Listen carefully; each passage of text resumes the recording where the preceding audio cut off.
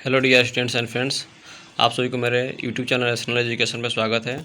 मैं आज paper 5 general school and society से मैं एक कॉन्सेप्ट जो डिस्कस करने वाला हूँ वो है फेमिनिज्म यानी नारीवाद। और इसके अंदर में जो है दो सब टॉपिक पॉइंट होंगे।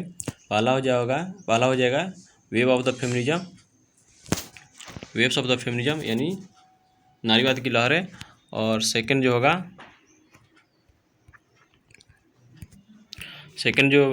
जो टॉपिक है वो है टाइप्स ऑफ फेमिनिज्म। तो इसको आज हम लोग डिस्कस करते हैं। इसको डिटेल एनालिसिस करेंगे यानी विश्लेषण इसका करेंगे, गहरा विश्लेषण करेंगे। तो मैं कोशिश करूंगा बाइलिंगुअल यानी हिंदी और इंग्लिश दोनों भाषाओं में इसको डिस्कस करने के लिए। तो सबसे पहले जो है मैं बता दूं, जनरल स्कूल एंड सोसाइटी एक ऐसा पेपर है जो कि भारत यानी इंडिया के प्रत्येक बीएड कॉलेज में इसको पढ़ाया जाता है। चाहे वो किसी कॉलेज में फर्स्ट ईयर में पढ़ाया जाता है तो किसी में सेकेंड ईयर में, या फिर सेमेस्टर वाइज है तो फर्स्ट सेकेंड थर्ड किसी में भी मतलब पढ़ाया जाता है। तो किसी न किसी मतलब सेमेस्टर में या ईयर में इसको पढ़ाया ही जाता है क्योंकि ये जो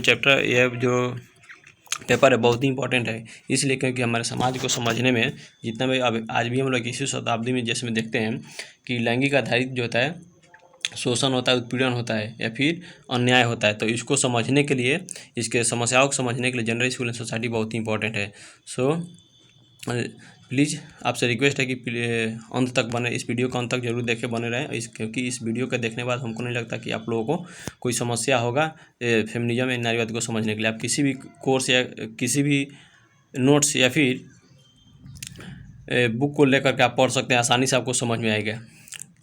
सो let's start without wasting of the time, but I have requested to you please, आप नए इस चैनल पे नए हैं तो प्लीज़ इसको लाइक कर दे, सब्सक्राइब कर दे और अपने ज़रूरतमंद दोस्तों के पास शेयर कर दे, ताकि आगे आने वाली वीडियो का जो लिंक है जो सबसे पहले आप लोगों के पास पहुँचे, इसका फ़ायदा मिल सके आपको। जब हम लोग चलते हैं थोड़ा समझते हैं डिफिनीसन से जो फेमिनिज्म है क्या। तो फेमिनिज्म जो है the term feminism describe the political cultural and the economic movements that aim to establish equal rights and the legal protection for women. मतलब फेमिनिज्म जो है यह महिलाओं के, चाहे वो पॉलिटिकल राजनीतिक हो या फिर कल्चर सांस्कृतिक हो या फिर इकोनॉमिक जो है आपका आर्थिक हो, इस आधार पे जो भी मतलब इक्वल राइट्स होना चाहिए औरतों महिलाओं को, उनको यह प्रोटेक्ट करने, सुरक्षित करने में या फिर उनको अधिकार दिलाने में फेमिनिज्म क्या चीज़ मददगार है। बहुत समय ये भी होता है कि फेमिनिज्म से लोग गलत समझ लेते हैं। जो फेमिनिज्म जो है यानी फीमेल से डिराइव वर्ड है, या फिर नारीवाद जो कि महिला से संबंधित है, जो कि सिर्फ महिलाओं की समस्याओं को उजागर करता है फिर सुलझाने में सहायता करता है। लेकिन ऐसा है नहीं। फेमिनिज्म जो है वो जेंडर कोई भी हो, सेक्स कोई भी हो, उस दोनों किसी भी सेक्स या जेंडर के आधारित जो है अन्याय होता है, अत्याचार होता है, उत्पीड़न होता है और शोषण होता है, उसको सुलझाने या समझने में क्या चीज़ जो डिसिप्लिन है फेमिनिज्म मदद करता है। जिसमें सेकंड पॉइंट फेमिनिज्म जो है ये बोलता है कि feminism propagates equality and justice for both sexes, that is male as well as female, man and women. मतलब कि चाहे वो अभी मैं बोला हूँ कि जेंडर या सेक्स कोई भी हो, उसके प्रति जो भी उसके अगेंस्ट में जो भी एक्सप्लॉइटेशन होता है, ऑपरेशन होता है यानी उत्पीड़न शोषण होता है, उसको क्या चाहिए सुलझाने में या फिर उसके बात को उजागर करने में यह जो डिसिप्लिन है, जो फेमिनिज्म जो है वह मदद करता है। अब चलते हैं थोड़ा नारीवाद की लहरें समझने। जो कि नारीवाद की लहरें, इसको इंग्लिश में वेव्स ऑफ द फेमिनिज्म बोलते हैं। तो वेव्स ऑफ द फेमिनिज्म जो है, इसको थोड़ा समझने से पहले थोड़ा हम लोग ये फेमिनिज्म जो है इसको थोड़ा समझ लेते हैं। थोड़ा इसको बैक में जा कर के यानी इसके इतिहास में जा कर के देखते हैं कि फेमिनिज्म आखिर एक एज ए डिसिप्लिन क्यों शुरू हुआ, इसको पढ़ा क्यों जाता है। तो हम लोग इसको जब देखेंगे इतिहास में तो यहाँ से शुरू होगा, जिसमें कि फ्रांसीसी क्रांति 1789 में होता है। 1789 में जो था फ्रेंच रिवोल्यूशन होता है, उसके बाद रशियन रिवोल्यूशन होता है, उसके बाद चाइनीज रिवोल्यूशन, माने रशिया में क्रांति आता है, उसके बाद चाइना में, फिर अमेरिका में भी आता है, और हर देश में क्या चीज़ एक क्रांति आता है। और एक इसलिए आता है क्योंकि वो नए सिस्टम यानी नए व्यवस्था के खोज में थे। जैसे कि पहले जो था मोनार्की जो था, राजशाही था, उसके बाद फ्यूडल सिस्टम था यानी सामंतवादी व्यवस्था था। इन दोनों व्यवस्थाओं से लोग उब करके एक नए व्यवस्था की खोज में थे। वो व्यवस्था था डेमोक्रेसी यानी लोकतंत्र। क्योंकि लोकतंत्र जो होता है वहाँ पे हर तबके का हर आदमी या फिर कोई भी जेंडर है या फिर रिलीजन के आदमी को मतलब हर आदमी को वहाँ पे समानता की बात होता है। इसलिए वो लोग डेमोक्रेटिक कंट्री या फिर लोकतांत्रिक देश को बनाना चाहते थे।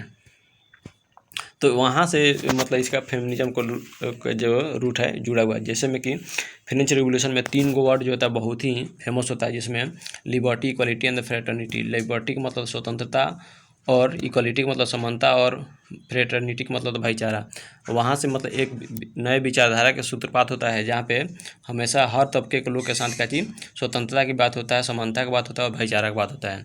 तो वहाँ से हम लोग देख सकते हैं और वहाँ से हम लोग फेमिनिज्म पढ़ते हैं। लेकिन फिर भी जैसे हम अमेरिका में देखेंगे 4 जुलाई 1776 को अमेरिका आज़ाद होता है और एक लोकतांत्रिक देश भी बन जाता है। लेकिन वहाँ पे फिर भी एक समाज के ऐसे तबके के लोग था जिनको अभी न्याय नहीं मिला था या फिर उनके सोशल जस्टिस की बात नहीं हो रहा था।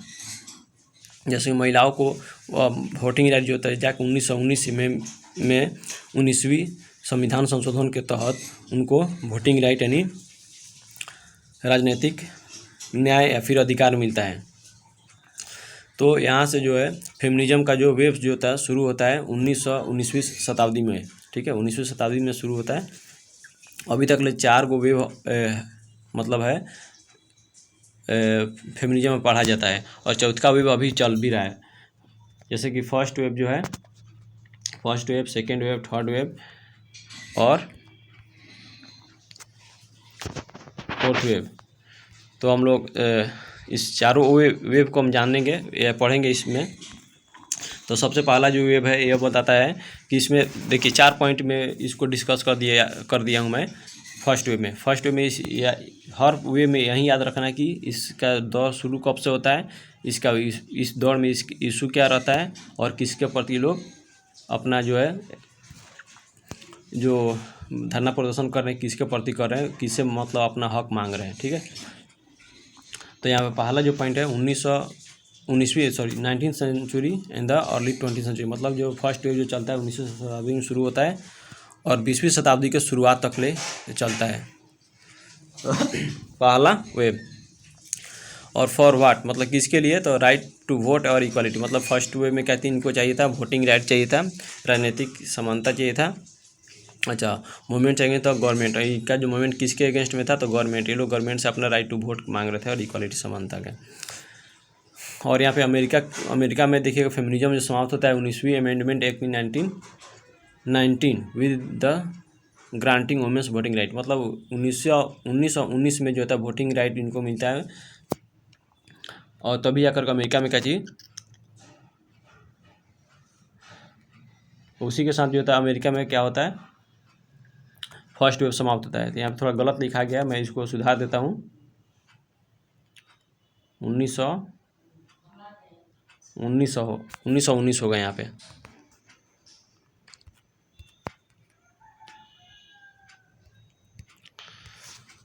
तो अमेरिका में जो होता है फर्स्ट वेव जो होता है, first wave of the feminism कब समाप्त होता है, तो 1919 में। अब चलते हैं फिर सेकेंड वेव में देखते हैं। ये जो सेकेंड वेव है ये कब से शुरू होता है, तो 1960 से शुरू होता है 1980 तक, माने 2 दशक तक रहता है। और इसमें इशू था दूसरी का वेव जो था सेकेंड वेव में इनका इशू क्या हो गया, तो ये equal legal and social right. अब यहाँ पे क्या थी, पहले वे लोग गवर्नमेंट से अपना वोटिंग राइट मांग रहे थे, अब यहाँ पे इनको समाज में ही मतलब इनको इक्वालिटी चाहिए था और लीगल राइट्स चाहिए था, अधिकार चाहिए था। और इसका समस्या किनका था, तो अपर मिडिल क्लास वुमेन। यहाँ पे कहने मतलब पूरा वैश्विक लेवल पर महिलाओं की बात नहीं हो रही, यहाँ पे सिर्फ यूरोप की महिलाएं जो है जो कि जागरूक है वो लोग अपना, उसमें भी कौन ब्लैक वुमेन जो नहीं है वो, इसमें जो सिर्फ अपर मिडिल क्लास के अमर औरत हैं वो उनका यह समस्या था और वही लोग अपने समस्या को मांग कर रहे थे। और ये देखेंगे जिसमें सेकेंड वेव में जो है एक स्लोगन आता है वो जो कि बहुत ही चर्चित है, आज भी चर्चित है, जिसमें पर्सनल इज पॉलिटिकल। इसका जो स्लोगन जो देते हैं वो कौन है, कार्ल हेनिस है। कार्ल हेनिस जो है एक फेमिनिस्ट है जो कि पर्सनल इज पॉलिटिकल को बताते हैं कि जो यदि आपके घर में आपके बेडरूम में कोई हिंसा हो रहा है या फिर उत्पीड़न हो रहा है आपके घर में, तो आपका पर्सनल या फिर निजी मामला नहीं है, वो इसका बताते कारण वो पॉलिटिकल कारण है, मतलब राजनीतिक भी कारण हो सकता है। जैसे में कि महिलाओं को उत्पीड़न या फिर सबऑर्डिनेट किया जाता है या घरेलू हिंसा किया जाता है, तो इसका कारण ये भी हो सकता है कि उसका राजनीतिक ये हो सकता है कि महिलाओं को क्या चीज़ डोमिनेट करके रखे, उसको अधीन करके रखें, महिलाओं पर वर्चस्व बना कर रखें, इसका पॉलिटिकल कारण नहीं हो सकता है। थर्ड वेव जो है, थर्ड वेव यहाँ पे देखेंगे, थर्ड वेव ये शुरू कब होता है? अर्ली 1990, मतलब 1919 जो है 1990 के दशक में शुरू होता है और चलता है कब तक? फोर्थ वेव के आने तक, जिसमें 2012 में देखिए 2012 में शुरू होता है फोर्थ वेव, उससे पहले 1990 से लेकर के 2012 तक यहाँ तक रहता है। अब यहाँ पे जो है, यहाँ पे बात होने लगता है इंटरसेक्शनलिटी। इंटरसेक्शनलिटी का मतलब क्या है? इंटरसेक्शनलिटी का मतलब यह है कि जो पहले जो था फर्स्ट वेव सेकेंड वेव में जो था किसी खास यानी पर्टिकुलर क्लास के औरतों की बात हो रहा था, अब यहाँ पे इंटरसेक्शनलिटी में बहुत सारे इनका आइडेंटिटी के जो औरतें थी उनका समस्या था, वो लोग अपने समस्या को लेकर के अपना राइट्स मांग रहे थे। जैसे में कि रेशियल बेस्ड डिस्क्रिमिनेशन था, कास्ट बेस्ड डिस्क्रिमिनेशन था, क्लास बेस्ड इथनिसिटी यानी क्षेत्रवाद यानी क्षेत्रीय क्षेत्र के आधार पर, या फिर रीजनलिटी के आधार पे, फिर रिलीजन के आधार पे, या फिर नेशनलिटी, या फिर सेक्स, मतलब इतना सारे सेक्शन से लोग मतलब आते हैं। हेट्रोजीनियस था, यानी सेक्शनलिटी इंटरसेक्शनलिटी के मतलब ही ये होता है कि बहुत सारे सेक्शन के लोग के समस्या था और बहुत सारे सेक्शन के लोगों के समस्या का बात हो रहा था। अब यहाँ पे due to failure of the second wave upper middle class, हाँ मतलब कि जो सेकेंड वेव का जो फेलियर हो गया, अपर मिडिल क्लास के जो समस्या समाप्त हो गया, तब उन लोग से मतलब सेकेंड वेव समाप्त हो गया तब हो जाता है, तब यहाँ पे थर्ड वेव आता है। अब चलते हैं आप क्या फोर्थ वेव समझते हैं। फोर्थ वेव में क्या है, ये शुरू कब से होता है?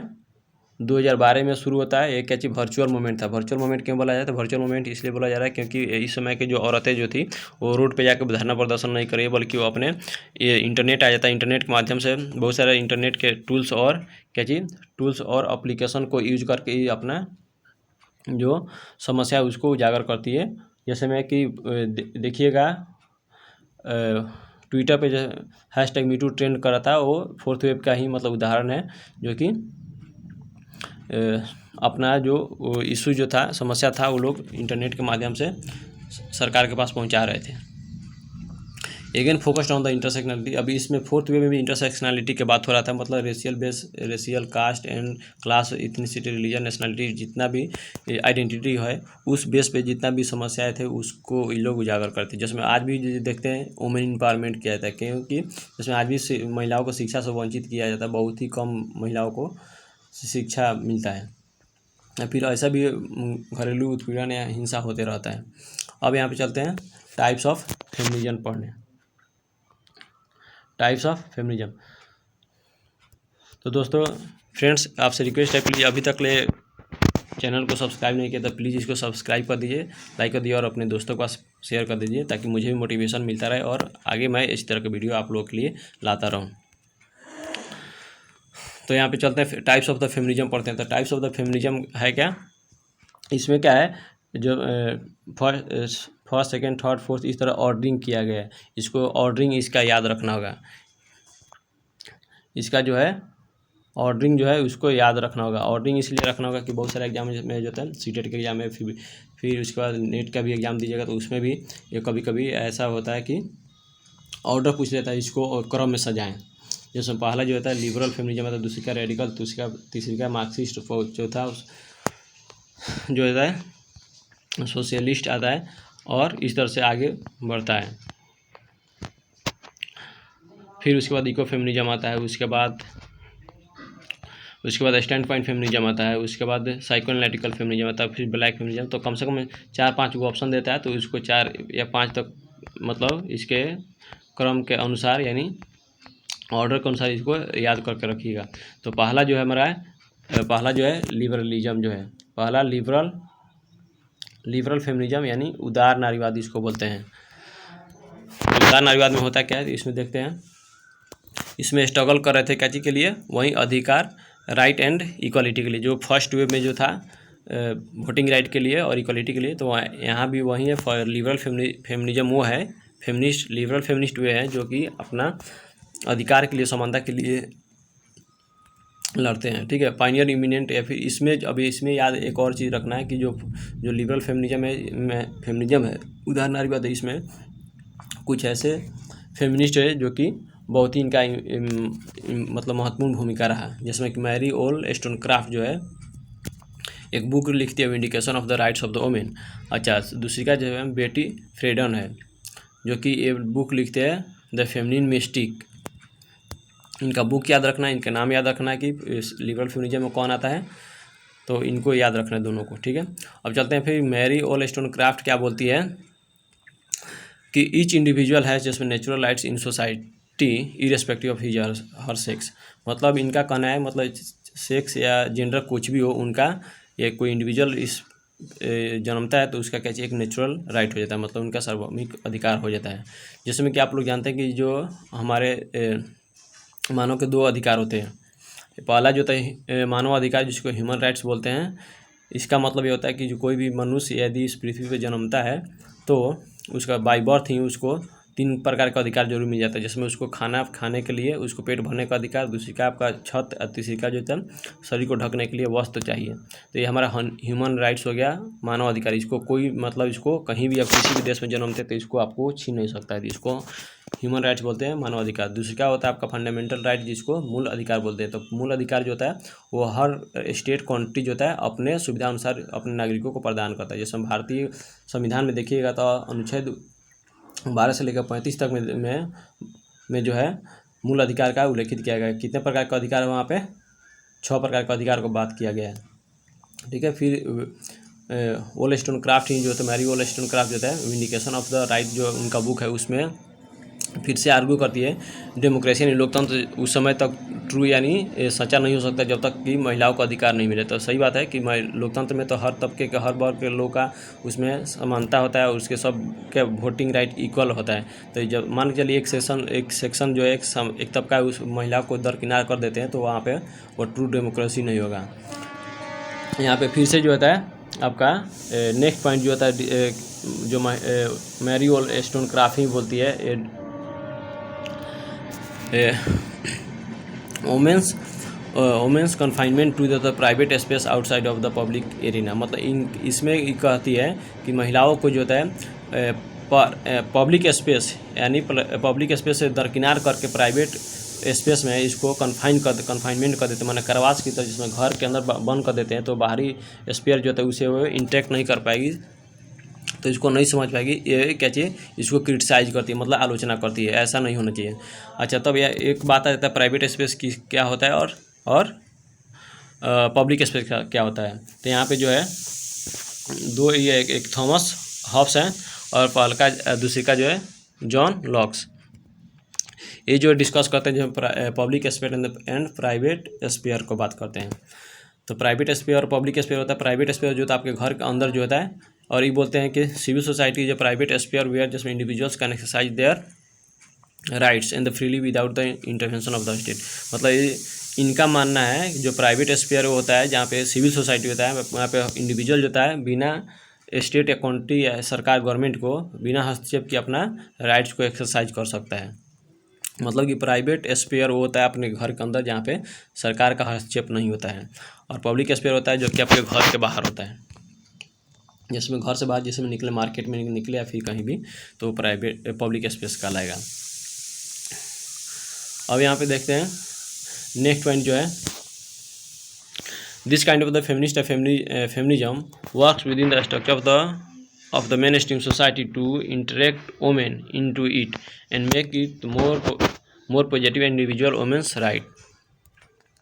तो नेक्स्ट पॉइंट में यह बताया गया है कि इस जो लिबरल फेमिनिज्म है, लिबरल फेमिनिस्ट है, वे क्या चीज़ इस काम करते हैं, मैंने सोशल स्ट्रक्चर के विदिन, मतलब सामाजिक संरचना के अंदर काम करते हैं। और अब इनका मानना ये होता है कि औरतों को इस तरह से बनाया जाता है कि उनको मेन स्ट्रीम सोसाइटी से जोड़ा जा सके और उनको एक पॉजिटिव या फिर इंडिविजुअल वुमेन्स राइट को दिलाया जाए।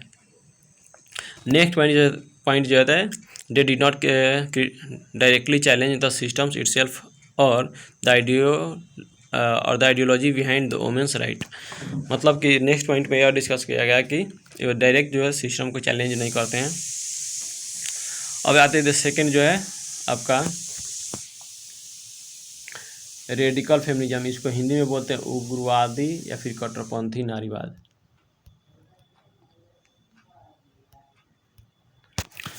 रेडिकल फेमिनिज्म में क्या होता है, उग्रवादी या फिर कट्टरपंथी नारीवाद में क्या होता है, इसमें वो है the claim for their oppression exploitations to male dominations या पैट्रियार्की या सेक्सिज्म।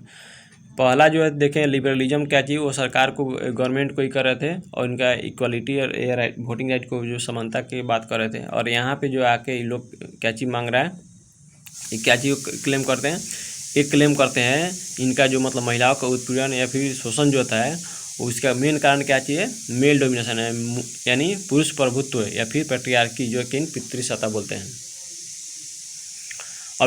अभी इनका अभी लोग सोल्यूशन को कैसे पता है, ये लोग इनका मानना है कि सोल्यूशन उस कैसे निकलेगा, तो सोल्यूशन जो होता है completely right of the gender structure and the patriarchy,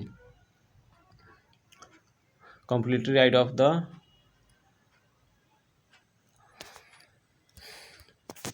मतलब कि इनका मानना है जो सोल्यूशन इस प्रकार से निकलेगा कि जो जेंडर स्ट्रक्चर जो है या फिर पैट्रियार्की जो है यानी लिंग आधारित सामाजिक संरचना है या फिर पितृसत्ता है, इसको कंप्लीट राइट ऑफ कर देना है, मतलब पूर्ण तरीका से इसको ख़त्म करना होगा, तभी जाकर हम लोग का अधिकार मिलेगा। ये क्या चीज़, रेडिकल फेमिनिज्म यानी कट्टरपंथी नारीवाद या उग्रवादी नारीवाद का मानना था। अब इस काल में देखिएगा जिसमें उग्रवादी या कट्टरपंथी नारीवाद में कौन आते हैं, इनका इमिनेंट फेमिनिस्ट कौन है, तो इसमें भी एक एंड्रीने रिच है जो 2 बुक लिख दी है, एक blood bread and the poetry और दूसरी का बुक है जो motherhood as experience and the institution, motherhood as experience and the institution, इनका दूसरी का बुक है। तो इनको याद रखना है एंड्रीने रिच को। और दूसरी का जो है बहुत ही ये भी मतलब फेमस फेमिनिस्ट है जिसमें सुलामित फायरस्टोन, जो कि इनका एक बुक है जो कि बहुत ही प्रचलित है, ऑन एबॉर्शन एक बुक है। और दूसरी का जो बी में लिखा हुआ है the dialectics of the sex the case for feminist revolution, मतलब सुलामित फायरस्टोन जो है 2 बुक लिखती है, एक ऑन एबॉर्शन और दूसरी का जो था dialectics of the sex for feminist revolution. मतलब दोनों बुक बहुत ही इंपॉर्टेंट है और हर एग्जाम में पूछा भी जाता है। और डायलेक्टिक्स ऑफ द सेक्स जो है बहुत ही ज़्यादा इम्पॉर्टेंट इसलिए हो जाता है क्योंकि इसमें जो है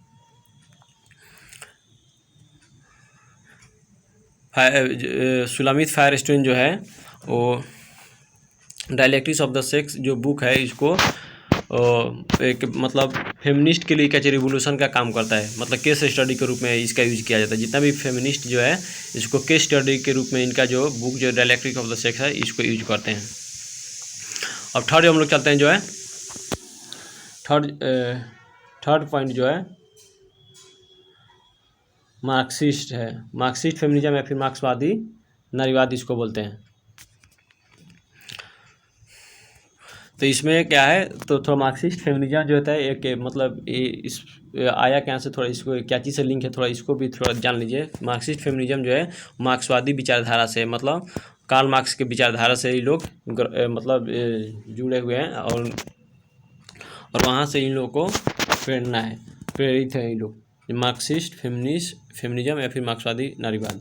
तो इन लोग मार्क्सिज्म क्या चीज़ है, तो मार्क्सिज्म एक आइडियोलॉजी विचारधारा है जो कि मानता है कि जो समाज का जो आधार है सिर्फ और सिर्फ क्या चाहिए, इकोनॉमी है, यानी अर्थव्यवस्था है। अर्थव्यवस्था के आधार पर मतलब समाज के संरचना या फिर सामाजिक समस्याओं को ये समझने की कोशिश करते हैं। जैसे में कि कार्ल मार्क्स जो है 2 मेजर क्लास की बात करते हैं, एगो हैप्स एगो हैप्स नॉट। हैप्स को क्या चीज़ बुर्जुआ बोलते हैं या फिर बुर्जुआजी बोलते हैं, और हैप्स नॉट को प्रोलेटिएट बोलते हैं। तो हैप्स नॉट क्या हो गया, जिसके पास कोई धन संपत्ति नहीं है, जिसमें वर्कर है, ठीक है। और हैव वो होता है, या फिर बुर्जुआ वो हो गया जिसके पास पूंजी है, यानी जो रिसोर्स पर अधिकार है, ज़्यादा मतलब रिसोर्स का एक्यूमुलेशन उनके पास है, ठीक है। तो वहाँ से ये लोग क्या चीज़ मार्क्सिस्ट फेमिनिज्म जो होता है अपने विचार को लाते हैं, जिसमें मार्क्सिज्म में आके लोग का जो मार्क्सिस्ट जो फेमिनिस्ट जो थे उनका मानना था कि महिलाओं का क्या हो रहा है, महिलाओं का डबल ऑपरेशन हो रहा है, मतलब कि दोहरा उत्पीड़न हो रहा है। कैसे हो रहा है, एक तो घर पे हो रहा है और दूसरे का कहीं आउटसाइड हो रहा है। तो घर पे कैसे है, जिसमें घर पे जो है हमारा देखिएगा पैट्रियार्कल सिस्टम है, यानी पितृसत्ता है, जो कि वो एक तरह से शोषित करता है, शोषण करता है। और दूसरी का जो आउटसाइड जो हम लोग लेबर करने जाते हैं, माने श्रम करने जाते हैं, तो वहाँ पे हम लोग का जो वेजेज जो है कम मिलता है। आज के पर्सपेक्टिव में कितना रिलीवेंट है आपको खुद से डिसाइड करना होगा, लेकिन ये जो है बात अभी का बात नहीं है, 19वीं शताब्दी की बात हो रहा है, जहाँ पे क्या चीज़ महिलाओं को जो वेज लेबरिंग करती थी, वेज मतलब श्रम करती थी, तो पुरुष की अपेक्षा उनको श्रम जो है का जो मेहताना जो था यानी कम दिया जाता है। और ऑर्गेनाइजेशन इसमें बनता है, एक संगठन बनता है जो कि वोमेन एंड द डेवलपमेंट एक बनता है ऑर्गेनाइजेशन। अच्छा, थर्ड में जो था oppression of women is link to social and economic structure.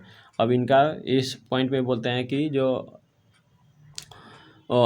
औरतों का जो ऑपरेशन जो होता है, उत्पीड़न या शोषण जो है क्या चीज़ से जुड़ा हुआ है, सोशल एंड समाज से, और क्या चीज़ इकोनॉमिक स्ट्रक्चर, यानी सोशल एंड इकोनॉमिक स्ट्रक्चर, सामाजिक जो संरचना जो है पैट्रियार्की यानी पितृसत्ता है समाज संरचना उसे, और इकोनॉमिक सिस्टम जिस तरह इसमें कैपिटलिज्म आ जाता है। तो कैपिटलिज्म क्या करता है, वहाँ पे महिलाओं का जो उचित मजदूरी होना चाहिए वो मजदूरी नहीं देता है, उसमें भी भेदभाव करके महिलाओं के जो मजदूरी होता है वो पुरुष की अपेक्षा कम देता है इन लोग का। यहाँ इसलिए तो यहाँ याद रखना है, इम्पोर्टेंट क्या है कि मार्क्सिज्म क्या चीज़ डबल ऑपरेशन का बात करता है। They claim women's oppressions due to the capitalist economic systems where the global corporate power prevails. मतलब ये लोग ग्लोबल पावर कॉर्पोरेट को ये लोग करते हैं, क्लेम करते हैं, जो कैपिटलिस्ट सिस्टम होता है यानी पूंजीवादी जो अर्थव्यवस्था है, वहाँ पे क्या होता है, सब सारा शक्ति किसके पास रहता है, कॉर्पोरेट के पास। कॉर्पोरेट ही इसको इन लोगों को शोषण करता है। फिर उसके बाद जैसे हम लोग देखें लिबरल फेमिनिज्म के जो इमिनेंट आपका फेमिनिस्ट जो थे, जिसमें सुलामित फायरस्टोन, रेडिकल में जो थे सुलामित फायरस्टोन थे, और उसके बाद और एक जो था एंड्रीने रिच थे। और यहाँ पे जो देखेंगे मार्क्सिस्ट में देखेंगे, मार्क्सिस्ट फेमिनिज्म में देखेंगे यानी मार्क्सवादी में देखेंगे, तो यहाँ पे भी एक है इमिनेंट फेमिनिस्ट जो होता है, एगो सेल्विया वेल्बी है, जो कि इनका बुक है patriarchy at work, patriarchy and the capitalist relations in employment. और दूसरी का जो बुक है इनका जेंडर सेग्रीगेशन एट वर्क। ये दो बुक है, इसको याद रखना होगा, क्योंकि हर जहाँ भी आपको आता है फेमिनिज्म को डिस्कस करने के लिए, लिखने के लिए, तो यहाँ पे लिखना जरूरी होता है। अब जो हम लोग चलते हैं चौथा जो है सोशलिस्ट फेमिनिज्म, जिसको सोशलिस्ट फेमिनिज्म जिसको समाजवादी नारीवाद बोलते हैं। अब यहाँ पे जो है वहाँ पे मार्क्सिज्म क्या है, डबल ऑपरेशन का बात हो रहा है, दोहरा उत्पीड़न का बात हो रहा है। अब यहाँ पे जो होता है सोशलिस्ट फेमिनिज्म में यानी समाजवादी नारीवाद में क्या है, तीन प्रकार के ऑपरेशन का बात बोल रहा है। एक जो होता है gender based division of the labour की बात बोलता है, दूसरी का क्लास बेस्ड होता है, और तीसरी का पैट्रियार्की यानी मेल सुप्रीमेसी की बात होता है। मतलब gender based division of labour का कर दिया था, जिसमें महिलाओं को सिर्फ और सिर्फ घर में रहना है, चूल्हा चौकी करना है, ये जेंडर यानी सेक्स के आधार पर इसको लेबर को डिवाइड कर दिए, श्रम का विभाजन कर दिया क्या, लिंग के आधार पर। दूसरी का जो है क्लास बेस्ड है, मतलब क्लास बेस्ड क्या हो गया, जिसमें सोसाइटी में समाज में इनका पोजीशन क्या है इकोनॉमिक्स टर्म में देखें तो। तीसरी का जो था पैट्रियार्कल सिस्टम या जहाँ मेल सुपरमेसी, जहाँ पे मेल डोमिनेशन होता है, जहाँ पे पावर किसके पास रहता है, मेल को रहता है, वहाँ पे सबऑर्डिनेशन वोमेन्स का होता है। तो ये तीन प्रकार के मतलब ट्रिपल ऑपरेशन बताते हैं, इसको याद रखना होगा। फिर इसमें जो मार्क्सिस्ट जो फेमिनिज्म था उसमें जो जिसमें ऑर्गेनाइजेशन संगठन था जेंडर एंड डेवलपमेंट, वो इसमें भी है, सोशलिस्ट फेमिनिज्म है। हाँ, फिर यहाँ पे जिसमें powers in the class systems as critical factor in women subordination subjugation but patriarchy is the major force behind the women subjugation and subordination. इन लोग का मानना है कि जो कि पावर तो जो होता है वो आपका क्लास सिस्टम में मतलब रहता ही है, जिस मतलब पावर किसके पास रहता है, वो जो क्लास सिस्टम में जो आपका जो जिसके पास रिसोर्सेस है उसके पास तो है ही है, जिसमें कॉर्पोरेट पावर है कॉर्पोरेट के पास। लेकिन इसका मेजर कारण ये भी देखते हैं कि इसका वुमेन्स का जो सबऑर्डिनेशन सब्जुगेशन होता है वो पैट्रियार्की कारण होता है। मतलब यहाँ पे पैट्रियार्की और इसको सोशल जो इकोनॉमिक सिस्टम है उसको क्लेम करता है लोग। और next point they argue abolition of the capitalism and the male dominations are important for the liberation of the women। मतलब इनका मानना है कि इसका समस्या का समाधान कैसे होगा, तो समस्या का समाधान होगा इस तरह से कि इसको एबोलिशन कर दे, मतलब उन्मूलन यानी खत्म कर दे। किसको, यानी कैपिटलिज्म को और मेल डोमिनेशन, मतलब जो पूंजीवादी व्यवस्था है उसको समाप्त करना होगा। और क्या जी, मेल डोमिनेशन जो मेल सुप्रीमेसी है, पुरुषों का प्रभुत्व है, फिर पुरुषों का जो वर्चस्व है उसको समाप्त करना होगा। और पांचवा जो आते हैं इसमें इको फेमिनिज्म यानी पारिस्थितिकी नारीवाद, इसको हिंदी में बोलते हैं। तो इसमें देखते हैं क्या होता है, इतना समझिए। इको का मतलब होता है पर्यावरण। इको ये क्या चीज़ से डिराइवन है, क्या चीज़ से निकला हुआ है, तो इको मतलब इकोलॉजी से, यानी इन्वायरमेंट से। इकोलॉजी मतलब होता है इन्वायरमेंट से निकला हुआ शब्द है इको। यार यहाँ पे इको फेमिनिज्म जो है, ये लोग अपना जो समस्या जो होता है ये इन्वायरमेंट यानी पर्यावरण से जोड़ के देखते हैं। अब इसमें क्या चीज़ ऑर्गेनाइजेशन संस्था क्या था, तो वुमेन इन्वायरमेंट डेवलपमेंट ऑर्गेनाइजेशन था।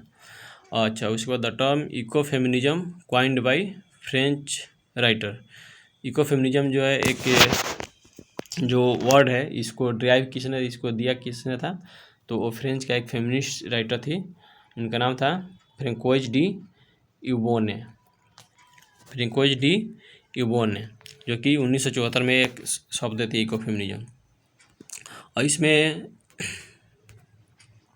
इसमें जो देखिएगा, जिसमें they see the linkage between the women a female and the environment. वहीं जो है औरतों को क्या चीज़ से जोड़ के देखता है लोग देखता है इन्वायरमेंट यानी पर्यावरण से। इसमें बोलता है, जिसमें एक शेरी ओटनर जो है आपका एंथ्रोपोलॉजिस्ट है, वो बोलती हैं male is related to culture and female is related to nature. यानी मेल को ये लोग क्या चीज़ से रिलेट कर रहा है, यानी मर्द जो है इसको जोड़ रहा है लोग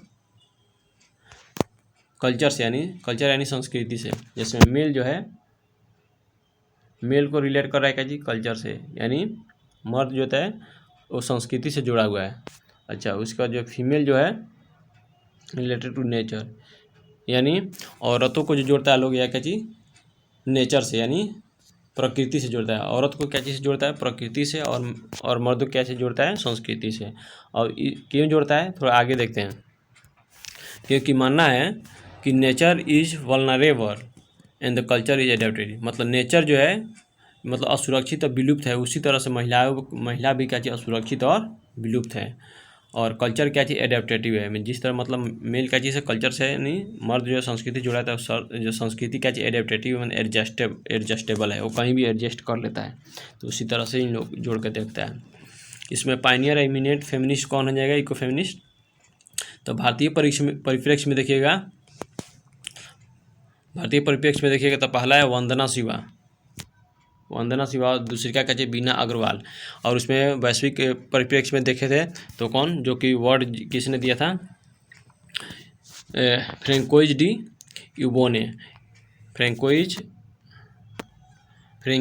यूबोने जो थे, वैश्विक परिप्रेक्ष्य में इको फेमिनिस्ट थे। और भारतीय परिप्रेक्ष्य में जो होता है इको फेमिनिस्ट जो है वंदना शिवा है और बीना अग्रवाल।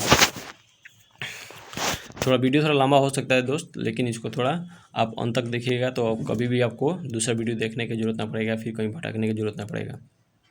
तो अभी तक लाइक नहीं किया तो प्लीज़ यार लाइक कर दो, सब्सक्राइब कर दीजिए, ताकि मुझे भी एक मोटिवेशन मिलता रहे। ठीक है, तो यहाँ पे फिर से दोस्त मैं देखता हूँ अगला जो पॉइंट है वो लोग क्या बोलते हैं, अगला पॉइंट में ये बोलते हैं अर्थ और the nature is exploited by the dominance of the modern science and the technology as by industrialisation. मतलब जो है अर्थ यानी नेचर को एक्सप्लॉइटेशन जो होता है मॉडर्न जो साइंस और टेक्नोलॉजी है जिसमें आधुनिक विज्ञान और प्रौद्योगिकी के कारण से हुआ है, और इंडस्ट्रियलाइजेशन में औद्योगिकरण से हुआ है। उसी प्रकार जो women dominated and the govern by the complex patterns of the social institution that is the capitalist patriarchy where men's labour is valued by the market economy and the women's labour in the home is completely devaluated and neglected. इनका next point जो है बहुत ही important है। Next point में ये लोग कहता है जो औरतें जो होते हैं क्या चीज़ से अधीनस्थ किया जाता है, औरत को जो मतलब उनको निगरानी किया जाता है वो complex pattern of the social institution. Complex pattern of social institution क्या बोलता है, जो कि बहुत ही जिसमें कैपिटलिस्ट पैट्रियार्की बोलता है। कैपिटलिस्ट पैट्रियार्की मतलब एक पैट्रियार्की और कैपिटलिस्ट मतलब कैपिटलिज्म भी है और पैट्रियार्की मतलब भी है, यानी पितृसत्तात्मक पूंजीवादी अर्थव्यवस्था, इसका मतलब पैट्रियार्की। कैपिटलिस्ट पैट्रियार्की का मतलब होता है पूंजीवादी पितृसत्ता, यानी एक तरफ जो पूंजीवादी अर्थव्यवस्था शोषण कर रहा है तो एक तरफ पैट्रियार्कल सिस्टम जो है पितृसत्ता, जहाँ पे मेंस का लेबर मतलब मर्दों का जो मेहताना जो है वो तो मार्केट इकोनॉमी में जो होता है उसका मतलब कॉस्ट मिल जाता है, लेकिन जो औरतों का जो होता है मेहताना जो है कम्प्लीटली डिवैल्यूएट किया जाता है और नेगलेक्ट किया जाता है। मतलब कि जिसमें घर में औरतें जो है सवेरे 4-5 बजे भोर से लेकर के रात को 9, 10, 11, 12 बजे जाता है उस समय तक काम करती है, लेकिन फिर भी उनको मेहनत का कोई श्रम का उनका कोई कीमत नहीं होता है। ठीक है, आगे चलते हैं। 6 नंबर में क्या है आपका, 6 नंबर स्टैंड पॉइंट फेमिनिज्म, जिसको हिंदी में बोलते हैं दृष्टिकोण नारीवाद। स्टैंड पॉइंट फेमिनिज्म जो है इसका मतलब ये होता है, इसमें भी क्या बोलता है लोग इंटरसेक्शनलिटी की बात बोलता है एंड आइडियोलॉजिकल बात बोलता है। मतलब इंटरसेक्शनलिटी वहाँ स्टैंड पॉइंट फेमिनिज्म आते आते यहाँ पे जो देखिएगा तो यहाँ पे जो है इंटरसेक्शनलिटी का मतलब बहुत सारे अलग अलग सेक्शन से अलग अलग तबके के लोग का क्या यहाँ पे बात होने लगता है, जिसमें ब्लैक फेमिनिज्म का, साइको एनालिटिकल फेमिनिज्म का, फेमिनिज्म,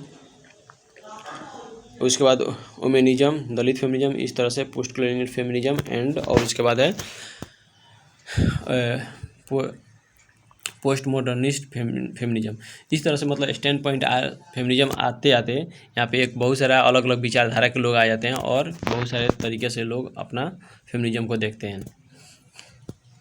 तो स्टैंड पॉइंट फेमिनिज्म क्या चाहिए, एक आइडियोलॉजी के रूप में आता है। इनका मानना है सी द इश्यूज या फिर problem to put in own shoes, मतलब जो समस्या है उसको अपने जूते में रह करके मैंने अपने चश्मे से देखिएगा तब जाकर समझ में आएगा। ऐसा नहीं कि जो ब्राह्मण महिला है वो अपना जो समस्या जो एक ब्लैक वुमेन है या फिर एक दलित महिला है उनके समस्या को एक साथ देखेंगे, एक ही चश्मे से देखेंगे तो वो दिखाई नहीं देगा, यानी स्टैंड पॉइंट ही कहता है। अच्छा, इमिनेंट फेमिनिस्ट क्या बोलता है, eminent feminist of this discourse who started was Sandra Harding. अब स्टैंड पॉइंट फेमिनिज्म में जो है बहुत ही मोस्ट इम्पॉर्टेंट जो है एक फेमिनिस्ट है, इनका नाम याद रखना होगा। यहाँ पे शार्मिला रेगी जो है दलित वुमेन थी महिला, ये जो कि भारतीय परिप्रेक्ष्य में है, और दूसरी का वैश्विक परिप्रेक्ष्य में जो था सैंड्रा हार्डिंग है। ये दोनों महिलाएं, दोनों फेमिनिस्ट बहुत ही इम्पोर्टेंट है। अभी मैंने यहाँ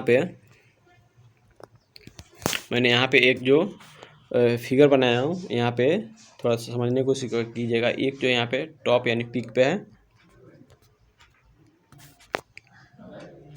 और दूसरा जो है बीच में मिडल में है और एक यहाँ पे सबसे नीचे टॉप बॉटम में है, यानी सबसे नीचे। तो कहने मतलब यहाँ पे जो है 3 जगह है, 3 औरत है, तीनों अलग अलग जगह पे पोजीशन पे है, यानी मतलब तीनों का समस्या अलग हो सकता है कि एक नहीं होगा। यहाँ मान के चलिए कि यहाँ पे एक दलित वुमेन है, यहाँ पे मिडिल क्लास वुमेन है, यहाँ पे अपर क्लास वुमेन है, या फिर और भी किसी तबके से औरत है, लेकिन सबका समस्या अलग। जिसमें भारत में देखेंगे तब यहाँ पे दलित वोमेन है और यहाँ पे ब्लैक भी है, मतलब ब्लैक वोमेन जो है वो दलित भी है। तो इनका दो समस्या है और यहाँ दोनों बेस पे एक पैट्रियार्की जो है इंडिया में जो तो कास्ट सिस्टम चलता है जहाँ पे पैट्रियार्की बहुत ही मतलब हावी रहता है। तो पैट्रियार्की यानी पितृ सत्ता और एक दलित दो इनका आइडेंटिटी है, क्योंकि एक आदमी के एक आइडेंटिटी नहीं होता है, बहुत सारा आइडेंटिटी होता है। जिसमें मेरा मान लीजिए तो मैं तो एक मेल हूँ और मेरा रिलीजन क्या चाहिए, हिंदू मुस्लिम सिख ईसाई जो भी है, उसके बाद मेरा कास्ट जो भी है, उसके बाद मेरा नेशनलिटी इंडिया यानी भारतीय है, उसके बाद मेरा इथनिसिटी जो है, मैं जिस लोकेशन से मैं जिस रीजन से आता हूँ वो मेरा रीजनलिटी हो गया, इथनिसिटी हो गया।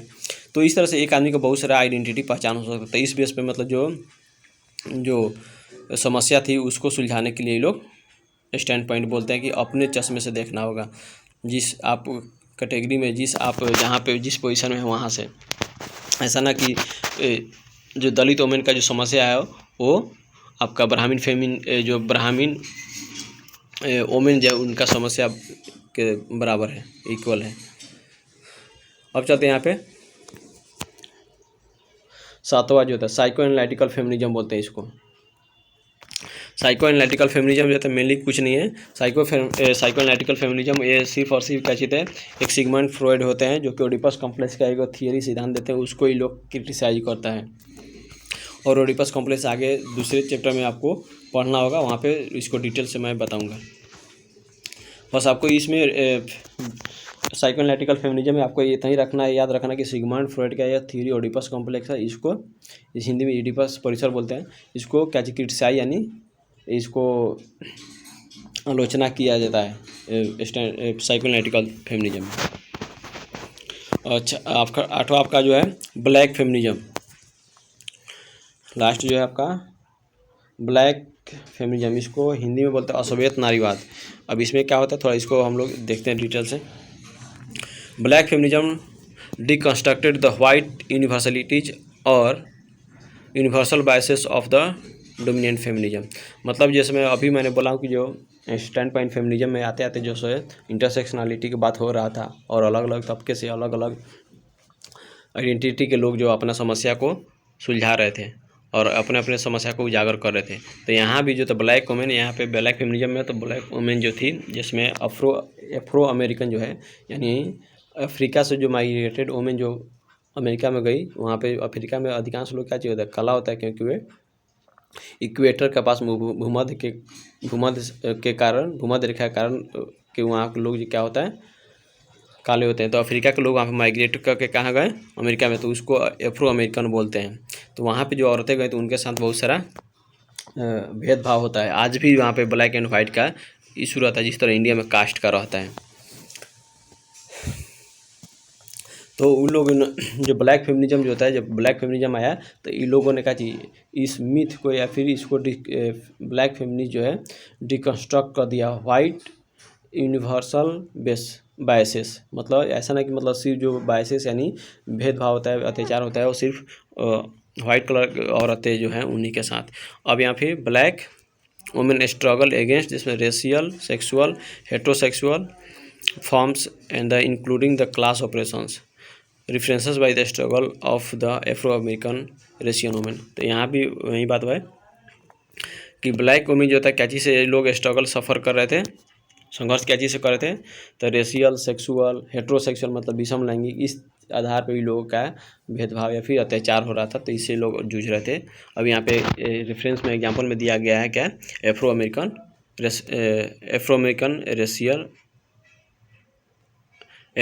वुमेन जो अफ्रीका से माइग्रेटेड होकर कहाँ गए थे, प्रवास करके अमेरिका में गए थे।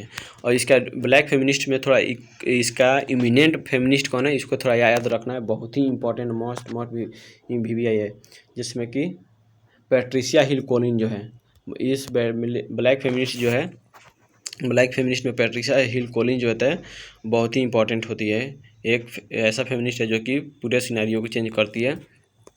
और पैट्रिशिया हिल क्या बोलती है कि black women are the outside within their community as well as in the dominant non black community. जैसे कि नॉन ब्लैक कम्युनिटी मतलब वाइट कम्युनिटी में जिस तरह औरतें जो अपने कम्युनिटी में खुद से वो एलिनेट यानी आउटसाइड हो जाती हैं, आइसोलेट हो जाती है, मतलब अलग हो जाती हैं।